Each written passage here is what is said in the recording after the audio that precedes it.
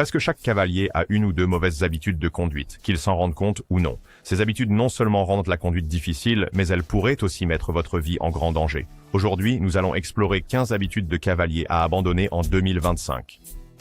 Numéro 1. Rouler sans équipement approprié. L'équipement de moto peut être assez cher et vous pourriez vous dire « Je ne fais que rouler en ville, je n'en aurai pas besoin ». Mais le fait est que des accidents peuvent survenir à tout moment, que vous soyez prêt ou non, que vous soyez débutant ou professionnel. Ils ne se soucient pas de la distance de votre trajet. Une simple chute à basse vitesse pourrait causer des contusions et pourrait même déchirer vos vêtements comme du papier de soie, sans parler des fractures ou des conséquences graves qui changent la vie. Des études ont montré que les motards sans équipement adéquat sont susceptibles de subir des blessures graves lors d'un accident. Rouler sans équipement approprié n'est pas seulement un mauvais choix, c'est un pari. Les casques réduisent à eux seuls le risque de blessures à la tête de 69% et le risque de décès de 37%. Mais un casque seul ne suffit pas. Vous avez besoin de vestes de moto avec des rembourrages aux épaules, aux coudes et à la colonne vertébrale pour protéger votre peau lors d'une glissade, de pièces de moto fabriquées avec des matériaux renforcés et de gants de moto pour empêcher vos mains de glisser, surtout dans des conditions humides ou de transpiration, de sweats à capuche et de bottes de moto pour protéger votre corps, vos genoux, vos pieds et vos chevilles. Numéro 2. Supposez que les conducteurs vous voient alors qu'ils ne le font pas. La plupart des motards en sont victimes. Ils supposent que les conducteurs peuvent les voir parce qu'ils portent un casque ou parce qu'ils ont une lumière vive. La vérité est que les conducteurs ne peuvent pas vous voir parce qu'ils sont distraits et qu'ils ne cherchent pas les motos. Les motards débutants restent souvent trop longtemps dans les angles morts. Ils dépassent près des intersections et roulent à côté de gros camions, sans réaliser à quelle vitesse les choses peuvent mal tourner. Un seul faux mouvement d'un conducteur et ils se retrouvent dans une situation dangereuse, sans échappatoire. Les motos n'ont pas les mêmes dispositifs de sécurité que les voitures, comme les airbags ou les zones de déformation. Cela signifie que votre capacité de freinage dépend entièrement de votre temps de réaction et de l'espace dont vous disposez pour vous arrêter. Lorsque vous êtes trop près du véhicule devant, vous réduisez l'espace crucial. Si la voiture devant vous freine brusquement, vous pourriez ne pas avoir le temps de vous arrêter, ce qui pourrait entraîner une collision ou une perte de contrôle. Conduire ne consiste pas seulement à éviter les accidents. Il s'agit de ne jamais supposer que vous avez été vu. Préparez-vous toujours au pire. Imaginez que la voiture pourrait dévier dans votre voie, que le conducteur ne peut pas vous voir et qu'il pourrait oublier ses clignotants. Prenez des précautions en gardant vos distances, en allumant votre phare et en klaxonnant si nécessaire. Conduisez comme si vous étiez invisible, car pour la plupart des conducteurs, vous l'êtes. Le fait de coller de trop près ne fait pas avancer le trafic. Cela ne crée qu'un risque inutile. En troisième position, nous avons la fixation sur la cible. L'un des plus grands problèmes auxquels les motards sont confrontés est de fixer ce qu'ils essaient d'éviter et ils ne peuvent pas en détacher leurs yeux. Là où vont les yeux, va la moto. Et cela entraîne la moto à percuter ou à passer sur le danger imminent. La fixation sur la cible est responsable de nombreux dangers qui se produisent. Cela pourrait être un accident de voiture, une pierre ou même un nid de poule. Au lieu de chercher un moyen de l'éviter, votre cerveau s'y fixe et avant que vous ne le réalisiez, vous l'avez percuté. Certaines études théoriques sur la sécurité à moto montrent que les motards qui se fixent sur les obstacles sont beaucoup plus susceptibles de s'y écraser. Dans la plupart des situations, lorsque les motards sont stressés, ils prennent un virage trop rapidement. Ils prennent peur et fixent l'arbre ou la circulation venant en sens inverse, et c'est exactement là qu'ils finissent. Comment y remédier? Entraînez vos yeux à toujours regarder où vous voulez aller. Si vous prenez un virage, gardez les yeux sur la sortie. Et s'il y a un trou, concentrez-vous sur la façon de l'éviter, et votre moto suivra votre regard. Numéro 4. Mauvaise utilisation du frein arrière. Les freins sont l'une des parties les plus importantes de la moto et l'une des compétences les plus cruciales à apprendre. Bien que la plupart des débutants l'utilisent trop ou oublient qu'il existe, le frein avant est responsable d'environ 70 à 90% de la capacité de freinage d'une moto. Et une dépendance excessive au frein arrière peut entraîner un dérapage excessif, surtout dans les virages. D'un autre côté, l'ignorer compromet la stabilité et des arrêts plus fluides. Les motards de cruiser et de motocross sont particulièrement coupables de cette mauvaise habitude puisqu'ils sont habitués au frein arrière. Enfoncer le frein arrière peut bloquer la roue arrière, provoquant un dérapage. Et si vous êtes en plein virage, cela pourrait entraîner une chute par glissade.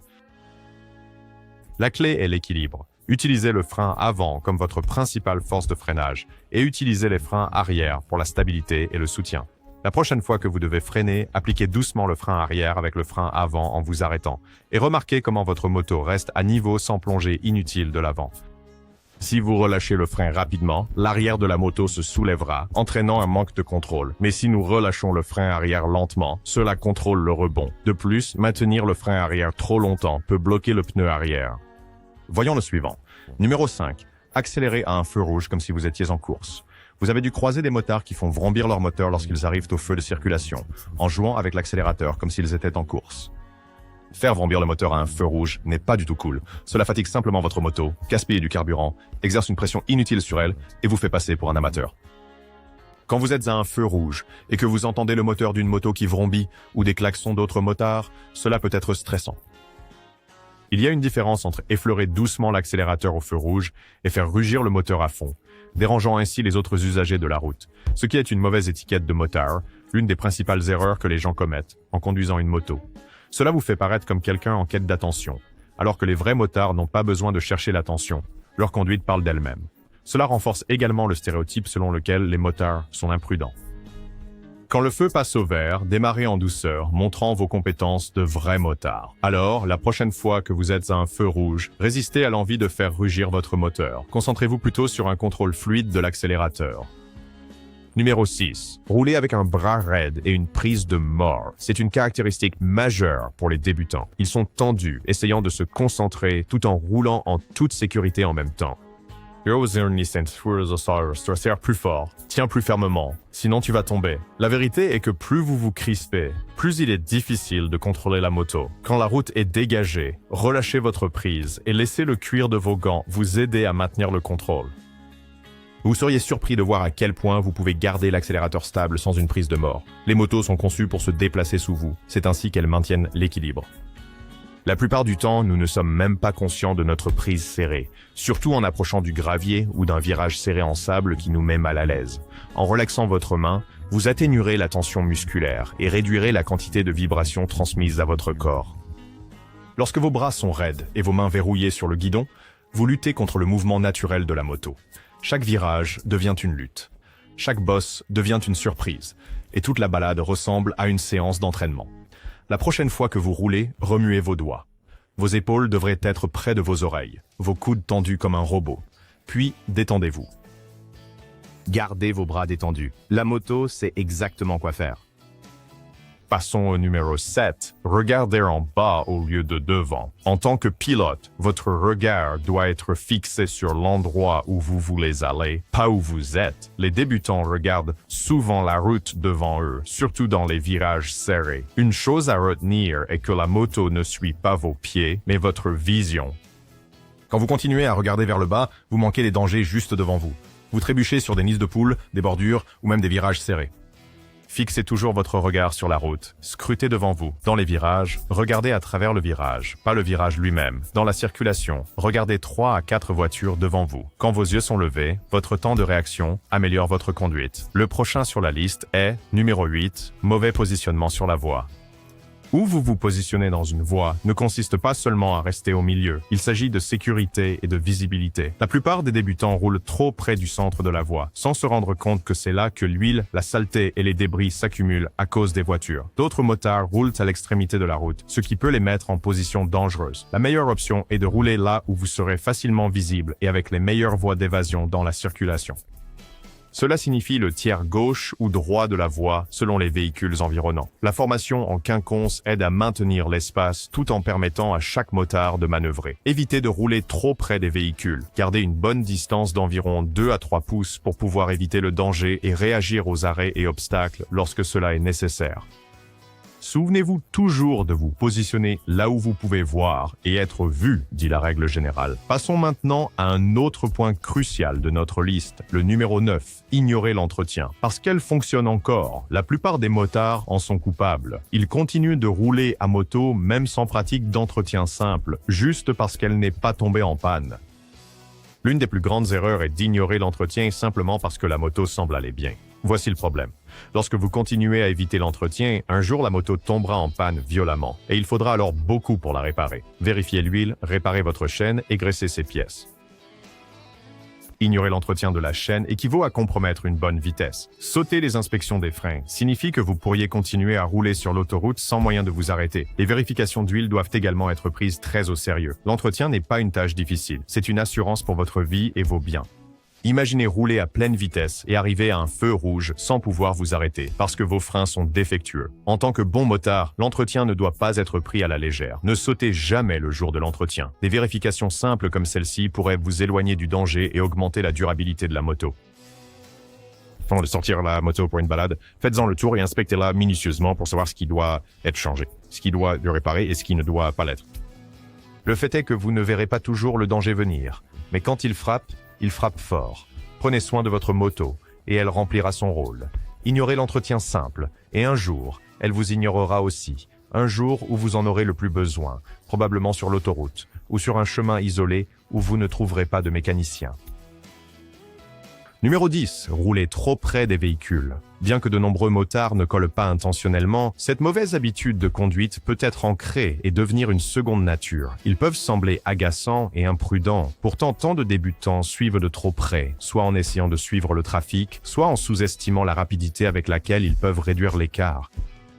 Le fait de coller augmente les risques de collision, surtout lorsque le conducteur devant freine brusquement. Le motard risque de heurter ou de percuter le pare-choc arrière de l'autre véhicule, ce qui est susceptible de causer plus de dommages au motard qu'à la voiture plus grande. Cela pourrait même entraîner une perte d'équilibre du motard ou le projeter hors de la selle. Les motocyclistes ne peuvent pas contrôler les actions des autres conducteurs. C'est pourquoi le Conseil national de la sécurité recommande que les motocyclistes maintiennent des mesures de sécurité appropriées. Une idée reçue populaire est que les motos freinent plus vite que les voitures. La vérité est qu'elles accélèrent plus rapidement, mais nécessitent plus de distance. Un freinage d'urgence sur la route et vous ne faites pas que déraper, mais vous vous lancez par-dessus le coffre. Suivre de trop près empêche également la visibilité. Vous ne pouvez pas voir les nids de poules, les débris ou tout autre obstacle avant qu'il ne soit trop tard. Gardez un écart de 2 à 3 secondes, conduisez intelligemment et donnez-vous toutes les chances de réagir quand cela compte le plus. La prochaine habitude des motards peut sembler amusante, mais est très réelle. Numéro 11. Apprendre uniquement de YouTube ou TikTok. En 2025, la plupart des motards préféreront regarder des vidéos en ligne plutôt que de suivre une formation physique. Vous pouvez regarder ces vidéos sur YouTube et TikTok pour obtenir des conseils, des inspirations et des critiques d'équipement. Mais cela ne peut jamais remplacer l'expérience en temps réel avec des instructions professionnelles. Apprendre à conduire une moto en regardant de courtes vidéos YouTube sur le virage ne signifie pas que vous savez conduire correctement. Apprendre le contre-braquage à partir d'un clip de 30 secondes n'enseignera pas à votre mémoire musculaire comment réagir en cas de panique. Conduire une moto nécessite de la coordination, de la mémoire musculaire et beaucoup de pratique. Vous devez équilibrer la moto, savoir où et quand utiliser le frein et l'accélérateur. Vous devez être capable d'écouter le moteur pour savoir quand changer de vitesse. Divisez votre attention entre la route devant vous et la circulation derrière, la circulation sur les côtés, ainsi que votre vitesse. Certains influenceurs partagent des conseils simplifiés en ligne sans expliquer la réalité qui pourrait vous blesser. Passez du temps avec un véritable instructeur ou tuteur pour apprendre à vous garer, à développer votre instinct, à manœuvrer et à esquiver une menace imminente. À la fin de la journée, votre moto ne se soucie pas du nombre de vidéos que vous avez regardées, mais de la qualité de votre pratique et de votre capacité à contrôler la moto.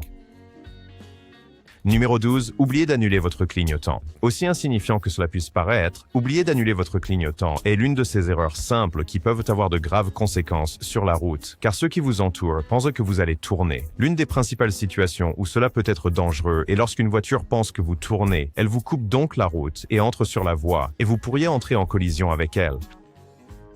De nombreux motards, en particulier les débutants, ne comprennent pas à quel point cela peut être déroutant pour les autres conducteurs ou motards. Lorsque votre clignotant continue de clignoter longtemps après votre voie de virage, cela crée un problème. Un clignotant allumé indique que vous souhaitez tourner ou changer de direction. Le laisser allumé fera supposer aux autres conducteurs que vous êtes sur le point de tourner. La plupart des motos n'ont pas de clignotant qui s'annule automatiquement comme les voitures. Cela signifie qu'il incombe aux motards de les éteindre, peu importe à quel point il est facile d'oublier, surtout si vous êtes un nouveau conducteur ou si vous êtes facilement distrait. Oublier d'annuler votre clignotant peut entraîner un accident évitable. La solution est de prendre de bonnes habitudes. Une fois que vous tournez, éteignez le clignotant immédiatement. La plupart des motards appuient sur le bouton d'arrêt aussi souvent que possible au cas où il serait allumé. C'est une bonne habitude. Jetons un coup d'œil au suivant. Numéro 13, s'arrêter au milieu d'un virage, comme si vous aviez oublié comment fonctionne la route. S'arrêter au milieu d'un virage signifie que vous ne faites pas confiance à votre moto ou à vos compétences. S'arrêter en plein virage revient à créer des dangers pour les gens sur la route. Les motos sont conçues pour pencher dans les virages. Leur suspension, leurs pneus et leur équilibre sont construits en supposant que vous pencherez dans le virage et maintiendrez votre accélérateur stable. Lorsque vous freinez au milieu d'un virage, vous perturbez l'équilibre, ce qui réduit la stabilité et rend votre maniabilité imprévisible. Lorsqu'une moto est inclinée et s'arrête soudainement, elle peut facilement glisser sous vous, vous faisant perdre le contrôle et tomber. Lorsque vous tournez, votre pneu travaille dur pour maintenir l'adhérence pendant que vous vous penchez. Si vous vous arrêtez soudainement ou distrayez le processus, cela facilite le glissement, le dérapage ou même un accident par retournement. Cela se produit lorsque la roue arrière perd de l'adhérence et l'arrière se secoue, vous projetant du côté opposé de la moto, entraînant des blessures graves. Votre moto est conçue pour s'incliner et maintiendra cette inclinaison si vous gardez l'accélérateur stable et évitez tout mouvement brusque. Au lieu de faire des ajustements de dernière minute et de casser le virage, contrôlez votre vitesse avant d'entrer dans le virage. Ralentissez et ajustez votre vitesse avant de vous pencher dans la courbe. Il est normal de se sentir nerveux au début d'un virage, mais pratiquez davantage et apprenez à faire confiance à vos capacités de conduite. Passons à la suite. Nous avons le numéro 14. Traîner les pieds, éternellement après le décollage. En repensant à l'enfance, apprendre à faire du vélo a été l'une de mes entreprises les plus difficiles. Vous vouliez le frisson et l'indépendance qui accompagnaient le fait d'avoir votre moto. On vous dira toujours de rouler lentement, qu'un accident à faible vitesse serait moins douloureux qu'un rapide. Au contraire, rouler trop lentement avait ses inconvénients. When you wait are chiant de rouler trop lentement. L'équilibre devient un problème. Vous tremblez et vacillez avant de basculer. Il faut de la vitesse et de l'élan pour se stabiliser, pour progresser dans votre voyage. La réalité est contre-intuitive. Plus vous allez lentement, plus vous risquez de tomber. Si vous n'avez pas maîtrisé les manœuvres à basse vitesse, vous vous retrouverez à traîner les pieds après le décollage. Il pourrait sembler que vous essayez de rester stable, mais en réalité, traîner les pieds vous fait paraître inexpérimenté et met votre sécurité en danger. Au moment où vous traînez le pied, vous n'autorisez pas la moto à se stabiliser et à maintenir l'équilibre, nuisant ainsi à votre capacité à contrôler la moto. Plus vos roues tournent vite, plus la moto gagne en stabilité. Traîner les pieds, en revanche, vous ralentit inutilement, rendant votre trajet moins fluide. Vous pourriez être nerveux à l'idée de mettre les deux jambes sur le repose-pied parce que vous avez peur de perdre l'équilibre. La clé est que votre moto est conçue pour avoir de l'équilibre une fois en mouvement. Alors commencez à rouler déjà et faites-le à une bonne vitesse. Dans la dernière étape, nous avons le numéro 15. Mettre votre moto au point mort à chaque arrêt. Surtout dans la circulation, mettre votre moto au point mort à chaque arrêt indique que vous ne pouvez pas bouger rapidement. Cette option supplémentaire que vous utilisez pour trouver la première vitesse pourrait faire la différence entre éviter le danger et devenir victime d'un accident. C'est la même chose que de défaire vos lacets à chaque fois que vous vous arrêtez de marcher. Cela n'a pas de sens, ce n'est pas utile et vous laisse non préparé à bouger. Mieux encore, vous pouvez mettre votre moto au point mort lorsque vous arrivez à un arrêt prolongé, mais rester en première vitesse avec l'embrayage engagé lorsque vous êtes dans la circulation. Pouvoir bouger rapidement vous donne l'air expérimenté. Il y a une légère distinction entre les amateurs et les motards professionnels. Cette distinction réside dans la façon dont ils conduisent leur moto et les habitudes qu'ils affichent. Les deux catégories peuvent être facilement identifiées avec ces habitudes. Voici les 15 habitudes de motards amateurs à abandonner en 2025. N'oubliez pas de liker, partager et vous abonner. À bientôt dans notre prochaine vidéo.